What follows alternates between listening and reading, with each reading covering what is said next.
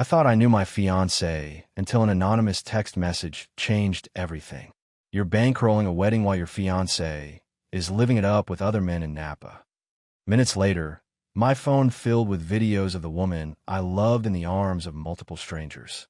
3 weeks before our wedding, I had a choice: confront her or execute the perfect disappearing act that would leave her standing alone in her wedding dress, surrounded by 200 guests, wondering where her groom had gone.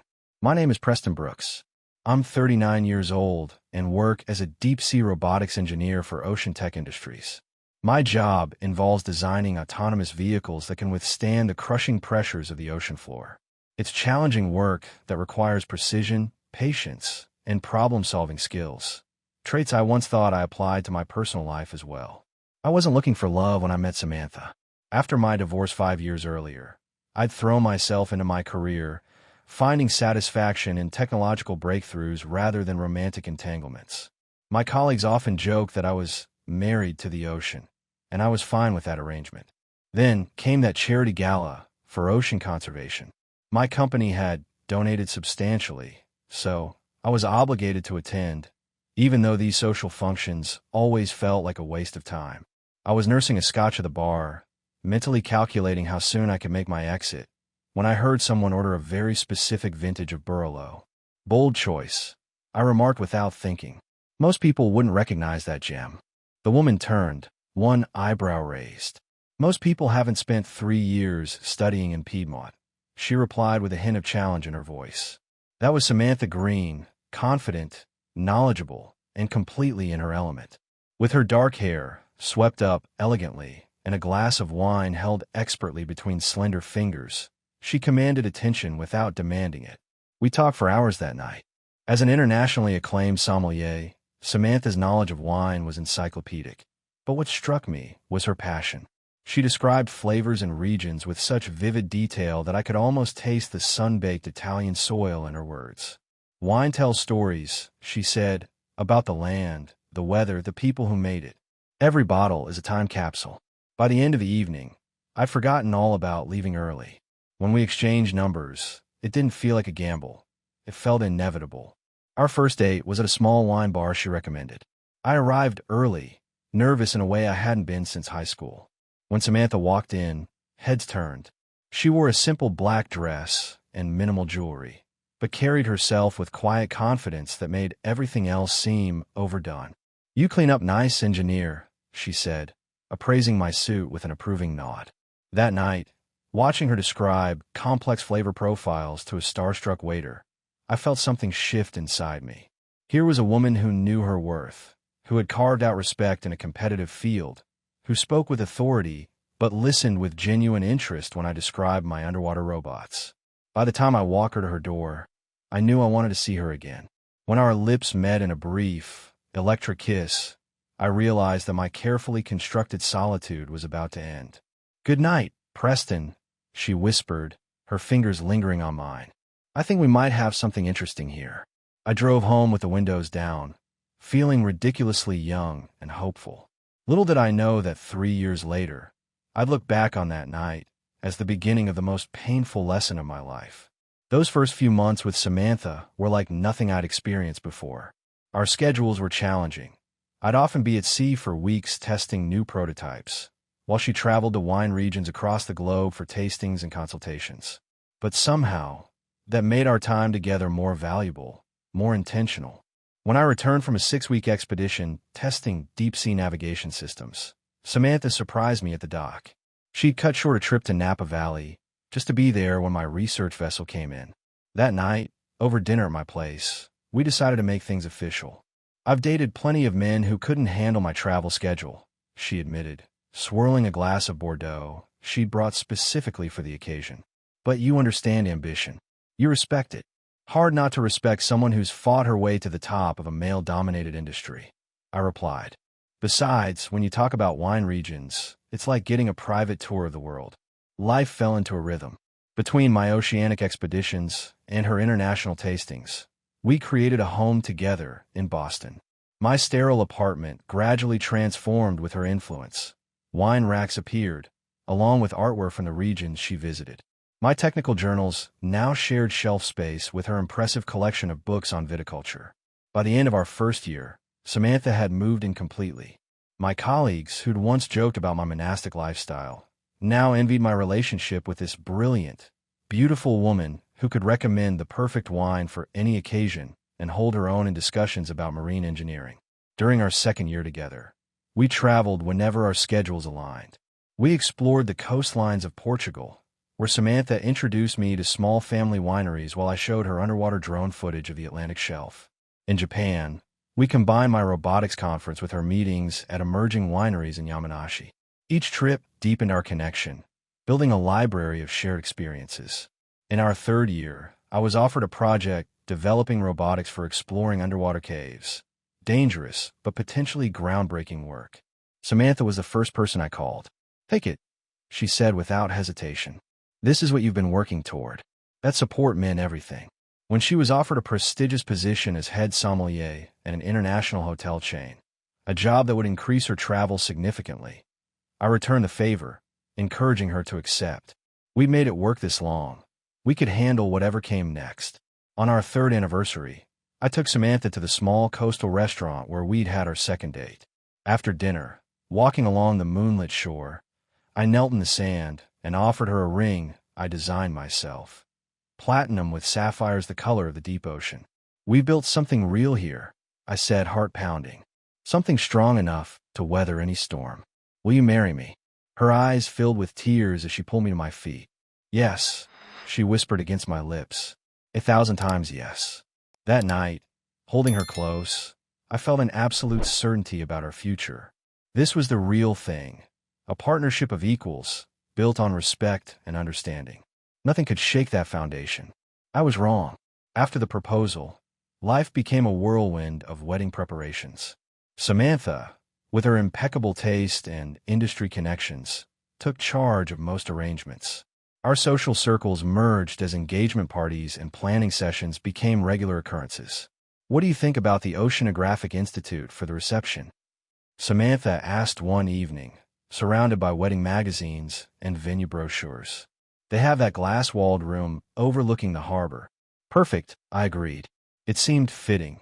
The ocean had been central to my career and now would frame the beginning of our marriage. Guest lists proved challenging. Between my research colleagues, Samantha's wine industry connections, and our combined family members, we were looking at over 200 people.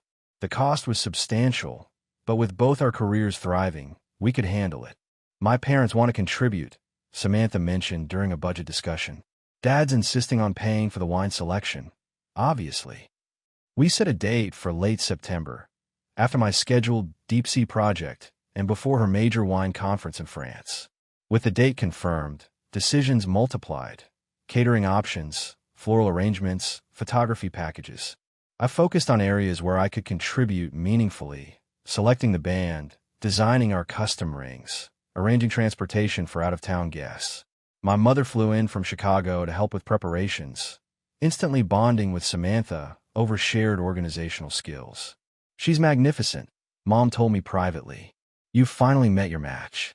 6 months before the wedding, stress levels peaked. Samantha's international wine consultations intensified, while I faced deadline pressures with a new submersible prototype. Small disagreements erupted over seating arrangements and menu selections, trivial issues magnified by exhaustion. During one particularly tense evening, after arguing about whether to serve champagne or domestic sparkling wine for the toast, we both stopped and laughed at ourselves. "Listen to us," I said, pulling her close. "Fighting over bubbles when what matters is that we'll be together." Samantha relaxed against me. "You're right. I'm sorry. Sometimes I get so caught up in making everything perfect." "It already is perfect," I assured her. "Because it's us." That night renewed our perspective. The wedding was important, but it was just one day. Our marriage was the real project, one we'd spend a lifetime building together. If only I'd known how quickly that foundation could crumble. 1 month before our wedding, as final preparations were coming together, Samantha brought up something unexpected during dinner. "The girls want to take me to Napa Valley," she said, twirling pasta on her fork. "Sort of a last hurrah before I become Mrs. Brooks." I looked up from my plate. "A bachelorette trip?" Now, it's perfect timing, she explained. The harvest season is just beginning. Diana knows the owner of 3 boutique vineyards that aren't usually open to the public. Diana was a fellow sommelier who'd become one of Samantha's closest friends in the industry. My initial reaction was hesitation. We were in the home stretch of wedding planning, with vendor payments due and final decisions pending. Taking off for a week seemed like adding unnecessary stress. I don't know, Sam. There's still so much to do before the ceremony. That's exactly why I need this, she countered. I've been handling most of the arrangements while juggling client consultations. I'm approaching burnout. Her green eyes held mine. It's just 4 days. I'll be back before the final fitting. She had a point. Samantha had shouldered the majority of wedding logistics, coordinating with vendors while maintaining her demanding career. If anyone deserved a break, it was her. Who's all going? I asked, softening. Just the wine girls, Diana, Rachel, Megan, and Jennifer. You've met them all at industry events. I had indeed met these women, professionals who had established themselves in the competitive world of wine. They seem like a responsible group. Promise you'll actually relax and not just work? I asked, knowing Samantha's tendency to turn every vineyard visit into a networking opportunity. She smiled. Promise. This is about fun, not business. Later that night, I booked her flight as a surprise, upgrading her to first class. When I showed her the confirmation, her face lit up. She threw her arms around me. You're the best. I'll bring you back something special.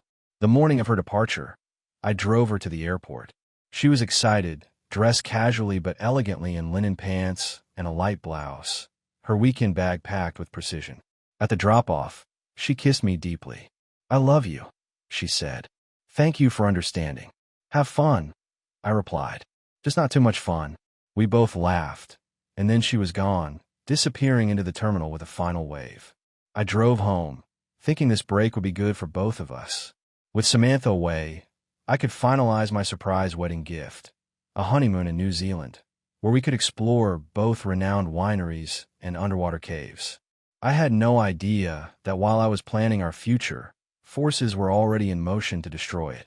With Samantha gone, I threw myself into work and final wedding preparations. 3 days in her trip, I was in my home office finalizing our honeymoon plans when my phone buzzed. Unknown number. Usually, I let go to voicemail, but something made me pick up. No one spoke when I answered. Just as I was about to hang up, a text from the same number appeared on my screen. The message was short, but hit me like a sucker punch. You're bankrolling a wedding while your fiancé is living it up with other men in Napa. Wake up, buddy. My stomach dropped. Before I could process this, 3 videos loaded beneath the text. With shaking hands, I tapped the first one. There was Samantha in a dimly lit wine cellar, pressed against a tall, dark-haired man I'd never seen. His hands were tangled in her hair as she laughed, her body language unmistakably intimate. She looked drunk, happier than I'd seen her in months. My throat went desert dry as I opened the second video. This one showed her at a vineyard, sharing a bottle with a different guy. Her legs were draped across his lap, his hand resting high on her thigh as she fed him something from her plate. The third video knocked the wind out of me. Samantha was kissing yet another man outside what looked like a hotel room. Not a friendly peck. This was passionate, urgent. When they broke apart, she fumbled with a key card, pulling him inside. I sat there shell-shocked, my brain refusing to process what my eyes had just witnessed. This couldn't be real. Not Samantha. Not the woman I was supposed to marry in 3 weeks. With hands still trembling, I texted back. Who is this? How'd you get these videos? The response came quickly. Does it matter? Your princess isn't who you think she is. I needed to know who was sending these. After some back and forth, it hit me. The sender was Rachel, one of Samantha's wine girls on the trip. I confronted her directly. Why are you showing me this? Her answer was blunt. Because Samantha treats everyone like garbage. She's been talking smack about you, your family, even your boring job. Someone needed to pull your head out of the sand.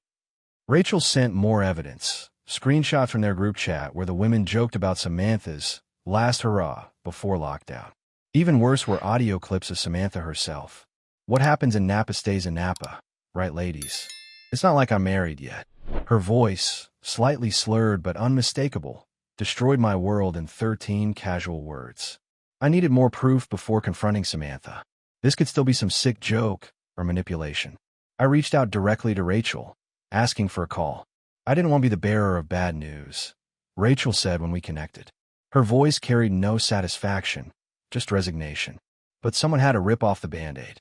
Why would she do this? I asked, still struggling to reconcile the woman in those videos with the Samantha I thought I knew.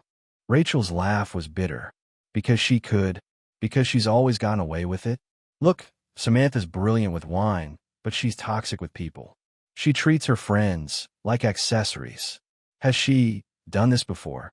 The question hurt to ask. Let's just say this isn't her first rodeo. That business trip to Chile last year. Yeah, not entirely business. My mind raced back, calculating. Chile was where Samantha had gone to consult for a new winery. A 10-day trip during which her calls had been sporadic, explained away by poor reception in the mountains. I need to be 100% certain, I insisted. Can you send me everything you have? Rachel didn't hesitate. Minutes later, my phone was bombarded with more evidence. Additional videos showing Samantha with different men, screenshots of text conversations where she joked about her Napa flings, and most devastating, an audio recording for what sounded like a wine tasting. I mean, Preston's great on paper, Samantha's voice said clearly, the sound of glasses clinking in the background. Successful, stable, nice family money tucked away. But God, he can be so boring sometimes. All he talks about is ocean this, robotics that. At least these vineyard guys know how to have fun. Female laughter followed, then Samantha again. What happens on The Bachelorette stays on The Bachelorette, am I right? I sat in stunned silence after the recording ended.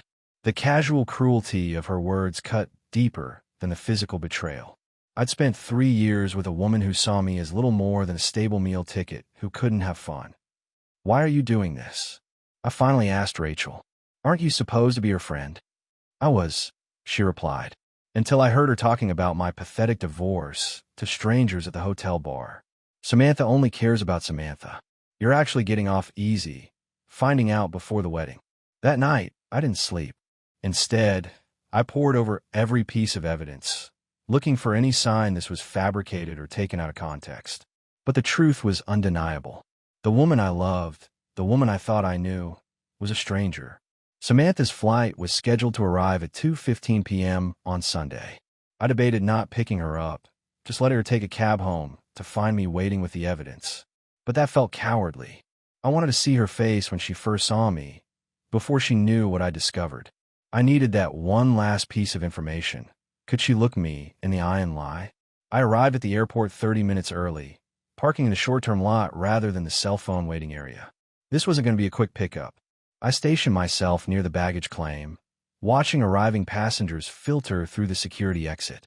When Samantha appeared, rolling her carry-on behind her, she looked refreshed and relaxed, glowing, even. Her face broke into a smile when she spotted me, and she quickened her pace, throwing her free arm around my neck when she reached me. You didn't have to come inside, she said, kissing me hello as if nothing had changed, as if she hadn't destroyed everything we'd built. I wanted to, I replied, my voice steady despite the storm raging inside me. How was Napa? Incredible, she gushed as we walked toward the parking garage. The harvest was just beginning at Silverado Trail. We got a private tour of the pressing room. She launched into details about vintages and soil conditions, spinning her elaborate lie with practiced ease. I nodded at appropriate intervals, studying her. Not a flicker of guilt, not a moment of hesitation. The woman beside me, chattering about wine tastings and vineyard views, was a consummate actress or a sociopath. Maybe both. In the car, she continued her performance, reaching across to squeeze my hand at stoplights, asking about my week as if she actually cared. Did you finish the seating chart? She asked. I was thinking we should move my cousin Daniel to table 6. He gets along better with the Boston crowd. It's handled, I said non-committally. She didn't catch the coolness in my tone, too wrapped up in her narrative. Oh, I brought you something. She dug through her bag and pulled out a bottle of wine. Limited release Cabernet. Only 200 bottles produced. The winemaker's a friend of Diana's. I glanced at the bottle, wondering if it had been gifted by one of her Napa conquests. Thanks, I said flatly. At home, Samantha wheeled her suitcase into our bedroom while I stood in the kitchen, hands braced against the counter, gathering my resolve. When she returned, she came up behind me, wrapping her arms around my waist and pressing against my back. "I missed you," she murmured, lips against my shoulder blade. The bed at the hotel was comfortable, but it didn't have you in it. I stiffened, the irony of her statement too much to bear. Gently but firmly, I unwrapped her arms and turned to face her. "Which hotel bed are we talking about, Samantha? The one you shared with the dark-haired guy from the wine cellar? Or maybe the one with the vineyard owner's son? Or was it the sommelier from L.A.? I'm having trouble keeping track of your itinerary." The color drained from her face, her perfectly maintained facade cracking for the first time since her return. For one brief, satisfying moment, Samantha Green, always in control, always with the perfect response, was speechless. "What are you talking about?" she finally managed, but the slight tremor in her voice gave her away. "Don't," I said quietly. "Don't add more lies to the pile. I've seen the videos. I've heard the recordings. It's over." Samantha's shock quickly morphed into damage control mode. Her eyes darted around, as if searching for an escape route before settling back on me with a carefully composed expression. "Preston, whatever you think you saw, it's not what it looks like," she said, her voice steady now. "Those videos must be misleading. Context matters." "Is this the context?" I replied, pulling out my phone and playing the audio of her mocking me and my boring job. Her face paled further as her own voice filled our kitchen. "That was just stupid drunk talk," she insisted when the recording ended.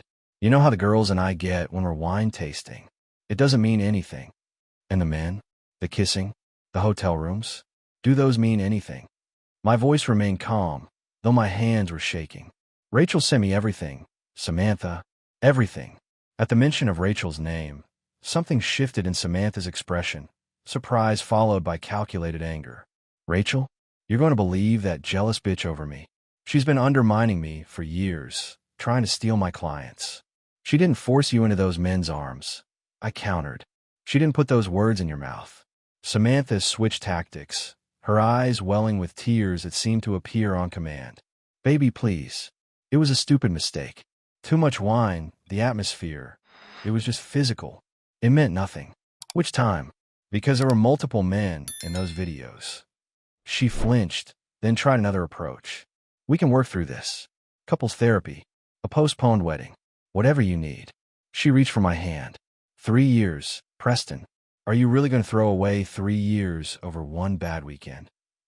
I pulled away, suddenly seeing everything clearly. It wasn't just one weekend, though, was it? Rachel mentioned Chile.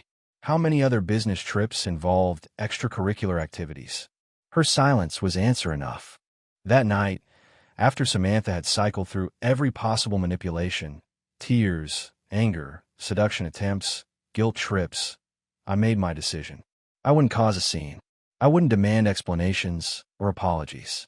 I would simply disappear from her life, leaving her to face the consequences of her actions alone. I waited until she finally fell asleep, emotionally exhausted from her performance. Then I called my brother, James, the only family member who lived nearby. "I need to meet with you and Mom and Dad tomorrow," I said quietly, stepping onto the balcony so Samantha wouldn't hear. "It's important, and I need a place to crash for a few days." "What's going on?" he asked, concern evident in his voice. "The wedding's off. I'll explain everything tomorrow. Just don't tell anyone else yet." After hanging up, I stood looking out at the city lights, feeling strangely calm. My entire future had just imploded, yet I felt more clarity than I had in months. I hadn't realized how much energy I'd been investing in a relationship with someone who viewed me as little more than a convenient backdrop for her life. The next morning, I acted normal, made coffee, told Samantha I had meetings all day, kissed her goodbye. She seemed relieved, thinking we'd moved past the confrontation, that I decided to forgive her indiscretions. "We'll talk more tonight," she said, squeezing my hand. "We'll figure this out together." I nodded, not trusting myself to speak. It was the last time I would see her face to face. The meeting with my family was one of the hardest conversations of my life. We gathered at James's apartment that afternoon, my parents having driven in from their retirement home in Rhode Island. The shock on their faces when I showed them the evidence was painful to witness. "I can't believe it," my mother whispered, her eyes filling with tears. "She seems so perfect for you." My father, always the pragmatist, Move quickly past shock to logistics. What's your plan, son? The wedding's 3 weeks away. There are deposits, guests flying in. I'll handle the financial side, I assured him. What I need from you is something different. I laid out my strategy. I would disappear without confrontation or drama. No tearful scenes, no public humiliation, just absence, complete and total. It was the one thing someone like Samantha, who thrived on managing perceptions, wouldn't be able to control. Don't come to the wedding, I instructed them. Don't answer her calls when she starts looking for me. Don't engage at all. You're just going to leave her at the altar? My mother seemed troubled by this. It's not about revenge, I explained. It's about removing myself from a toxic situation cleanly and completely. Over the next few days, operating from James's guest room, I executed my plan methodically. I contacted my banking institution and removed Samantha from all accounts. I spoke with my company about an immediate transfer to our Seattle division, a position I'd previously declined because Samantha's career was centered in Boston. They were happy to accommodate, especially when I mentioned I could leave immediately for a deep-sea project off the Washington coast. I arranged for a moving company to pack and ship my personal belongings once I was gone. Not everything, just irreplaceable items like family photos, personal documents, and specialized equipment. The rest, furniture, kitchen items, things we'd bought together, I left behind. I wanted nothing that would remind me of our shared life. The day before the wedding, I left James's apartment for the airport. My new life in Seattle awaited. A furnished company apartment, a challenging project, and 3,000 miles between me and the woman who had shattered my trust. I imagined the scene that would unfold tomorrow.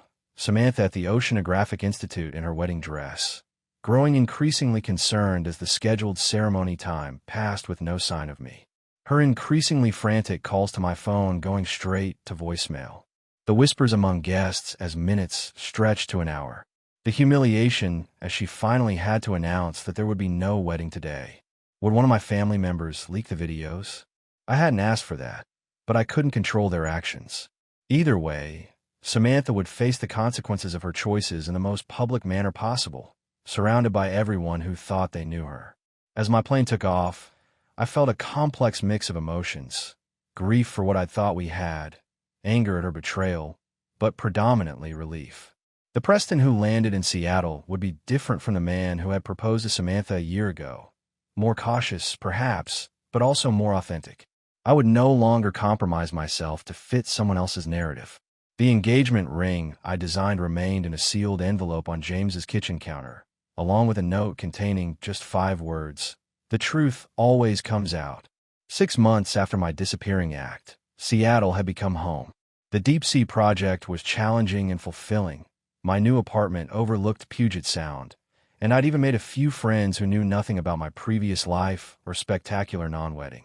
I heard about the aftermath secondhand, mostly through James. He described the scene at the Oceanographic Institute as epic chaos. Samantha had arrived early, spending hours getting ready in the bridal suite. When I failed to appear for our first look photos, she'd initially been annoyed, then concerned, then frantic. Guests arrived to find a bride pacing in back rooms, bridesmaids making increasingly desperate phone calls, and my groomsmen awkwardly admitting they had no idea where I was. The wedding coordinator, sensing disaster, delayed the ceremony once, then twice, before Samantha's father finally addressed the assembled crowd to announce that today's event was postponed. What happened next depended on who you asked. According to James, my father, never one for public scenes, had silently walked out with my mother. But apparently, Diana, Samantha's supposed friend, had been drinking heavily at the open bar that had started without a ceremony to anchor it. As guests were confusedly gathering belongings, she'd stood on a chair and announced to the room, "He found out what happened in Napa, you know." That was all it took. Within days, the videos had circulated through her social circles. Samantha's carefully cultivated reputation imploded spectacularly. She tried reaching me, of course. Hundreds of calls, texts, emails, first angry, then pleading, then bargaining. I blocked each new number, each new email address. She even flew to Seattle once, showing up at my company's office, only to be politely but firmly turned away by security. Eventually, the attempt stopped. I heard she'd moved to California, taking a position with a new winery. Good. 3,000 miles wasn't enough distance. An entire continent between us felt more appropriate. As for me, the experience changed me, but not in the ways you might expect. I didn't become bitter or untrusting. Instead, I became more authentic, more discerning about who deserved my time and energy. Sometimes I think about what might have happened if I'd gone through with the wedding, unaware of Samantha's true nature. Years of my life wasted, perhaps children brought into an unstable home. By sending those videos, Rachel had done me an uncomfortable favor, removing the blindfold before I walked off a cliff. 3 lessons stayed with me. First, trust your instincts when something feels off. Second, someone's public persona often hides their private reality. And third, the way you leave a situation is just as important as how you enter it. I chose to exit with dignity rather than drama. In the end, that decision allowed me to start my new life without the weight of unresolved anger. The past remained where it belonged, behind me.